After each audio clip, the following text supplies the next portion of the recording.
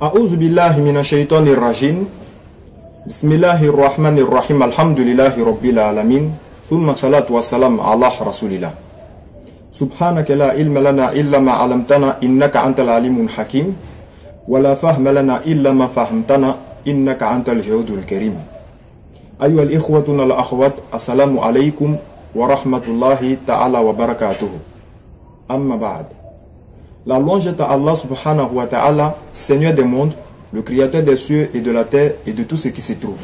Qu'Allah ta'ala nous augmente en science, qu'il nous enveloppe de sa miséricorde et qu'il fasse de nous des musulmans pieux et sincères. Amin ya rabbal alamin. Masha'Allah, pour être bref et concis, barakallahu fikum, la fois dernière dans la vidéo précédente, nous avons parlé de la position des talismans et des gris-gris en islam. Pour résumer un peu rapidement ce que nous avons dit, nous avons clairement expliqué que les talismans et gris-gris qui comportent des noms de djinns, des quadrillages, des symboles, des codes de djinns, etc. font partie de ce qu'on appelle le shirk. Le shirk, c'est l'associationnisme. Ça consiste à associer un objet ou une créature à Allah subhanahu wa ta'ala, que ce soit dans sa divinité, que ce soit dans ses attributs, que ce soit dans sa royauté, etc. De toute façon, vous pouvez regarder la vidéo dans laquelle on a parlé de la position des talismans et des gris-gris en islam sur notre YouTube, Centre de guérison et de protection en islam. Et donc, juste à la fin de cette vidéo, nous avons affirmé que nous allons vous montrer comment on désactive un talisman ou un gris-gris. Parce qu'on a constaté qu'il y a certaines personnes qui ont tendance à les jeter simplement.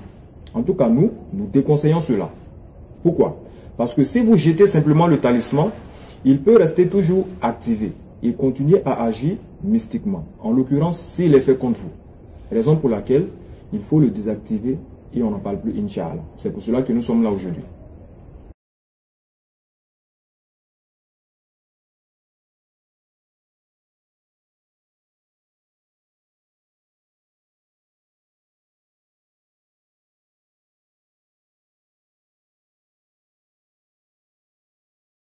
Alors, pour cette expérience, voici le talisman en question que nous allons désactiver.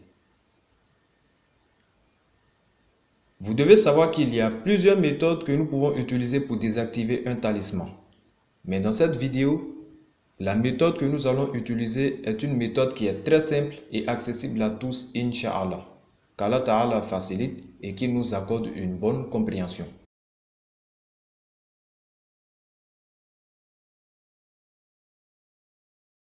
Mais avant tout, nous recommandons d'abord à celui qui va défaire le talisman ou le gris-gris de porter des gants pour ne pas toucher le contenu du talisman à main nue. Cela n'est pas obligatoire, mais c'est une recommandation. On prend cette précaution parce que souvent, ce sont des souillures ils utilisent pour écrire les versets coraniques et les symboles qui se trouvent à l'intérieur des talismans, soit de l'urine ou de l'excrément mélangé à quelque chose. Excusez-moi du terme, mais c'est une réalité. En tout cas, tout ça pour de la mécréance. Pour cela, il est préférable de porter des gants en première position. Sinon, à défaut de gants, vous pouvez finir de faire le travail et aller reprendre ensuite votre ablution.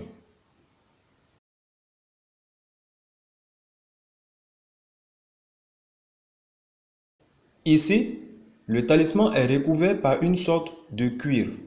Donc, nous allons essayer de le défaire avec un objet tranchant, soit une lame.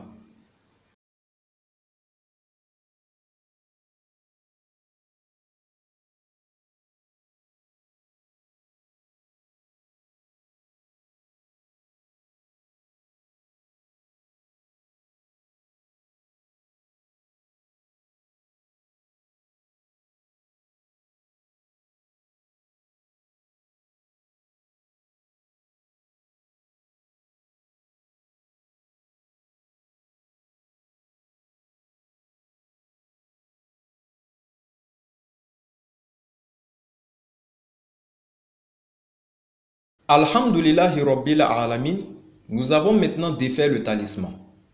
Et quand on observe le contenu, on constate qu'il y a un fil sur lequel ils ont fait des nœuds. Mais vraiment, je vous dis, ça fait vraiment mal au cœur de savoir qu'il y a beaucoup de nos frères et sœurs en islam qui se promènent avec ce genre de choses dans leur poche. Ça fait mal au cœur de savoir ça. Je sais de quoi je parle. Fawallah, nous avons reçu trop de patients qui sont venus au centre avec ce genre de choses en leur possession. Et ce, comme si de rien n'était. Pourtant, c'est le plus grand péché qui existe en islam. Qu'Allah Ta'ala nous pardonne. Ce talisman, par exemple, ou du moins cette sorcellerie, parce que c'est une sorcellerie, il y a un verset du Saint-Coran qui nous parle précisément de cela.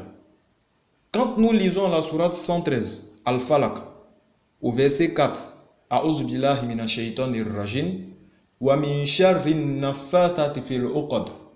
Sadaqallahu al-azim. Dans ce verset, nous demandons à Allah subhanahu wa ta'ala de nous préserver contre le mal de celles qui souffrent sur les nœuds. En d'autres termes, ça veut dire que, masha'Allah, les charlatans, ils ont la possibilité de faire la sorcellerie en récitant des incantations sataniques sur des nœuds. Et quand ils le font, cela peut avoir un effet mystique sur la vie de la personne qui est visée. Vous comprenez? Et il faut faire attention. Si le Coran nous donne des versets pour nous protéger de cela, c'est que c'est une réalité. Ça, c'était une parenthèse. Sinon, à côté de cela, voici différents talismans que nous avons déjà défaits. Et quand on observe là-dedans, on constate qu'il y a des feuilles sur lesquelles ils ont dessiné des symboles, ils ont écrit des codes de djinn, des noms de djinn, etc. Donc tout cela, c'est du shirk. Et comme on l'a dit dans la vidéo précédente, tu as cela en ta possession, c'est du shirk. Tu n'as qu'à aller au pèlerinage 1000 fois. Tu n'as qu'à faire 1000 rakats par jour. Tu n'as qu'à jeûner tous les jours. Mais parce que tu as ce genre de choses en ta possession, tout ce que tu vas faire comme acte d'adoration ne seront pas acceptés par Allah subhanahu wa ta'ala. Au fait, le shirk, ça annule ta foi. Et ça annule tes actions. Donc, tant que tu vas avoir ce genre de choses en ta possession, tout ce que tu vas faire comme acte d'adoration ne seront pas acceptés par Allah subhanahu wa ta'ala. Et ce, tant que tu ne te repens d'un repentir sincère. Voyez à quel point c'est grave. C'est pour cela que j'insiste beaucoup là-dessus. Vraiment qu'Allah Ta'ala nous guide sur son droit chemin et qu'il nous pardonne.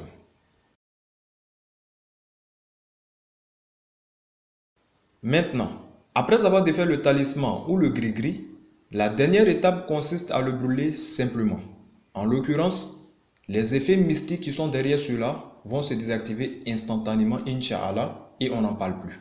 Sur ce, Subhanakallahumma wa bihamdika, nashhadu an la ilaha illa anta nastaghfiruka wa natubu ilayk. Subhana rabbika rabbil izzati amma yasifun, wa salatu wa salam ala al-mursalin, walhamdulillahi rabbil alamin. Assalamu alaikum wa rahmatullahi ta'ala wa barakatuh. إن الذين كفروا من أهل الكتاب والمشركين في نار جهنم خالدين فيها أولئك هم شر البرية. Les infidèles parmi les gens du livre, ainsi que les associateurs, iront au feu de l'enfer pour y demeurer éternellement. De toute la création, ce sont eux les pires. إن الذين آمنوا وعملوا الصالحات أولئك هم خير البرية. Quant à ceux qui croient et accomplissent les bonnes œuvres, ce sont les meilleurs de toute la création. جزاؤهم عند ربهم جنات عدن تجري من تحتها الأنهار خالدين